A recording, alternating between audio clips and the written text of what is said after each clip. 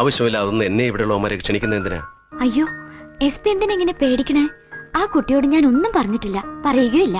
പക്ഷേ ഇനി നിങ്ങൾ ഈ ഏട്ടനും പെങ്ങളും അപരിചിതരായിട്ട് ഇങ്ങനെ കഴിയാൻ പാടില്ല. അതുകൊണ്ട് കൂട്ടിക്കൊണ്ട് വന്നതാ. അതിന്റെ ഒന്നും ആവശ്യമില്ല. അവൾ അവിടെ സ്വസ്ഥമായിട്ട് കഴിഞ്ഞോട്ടെ, ഞാൻ ഇവിടെയും കഴിഞ്ഞോളാം. അതിന്റെ ഇടയിൽ കയറി ഒന്ന് നശിപ്പിക്കാതിരുന്നാ മതി. കഷ്ടാണ് കേട്ടോ.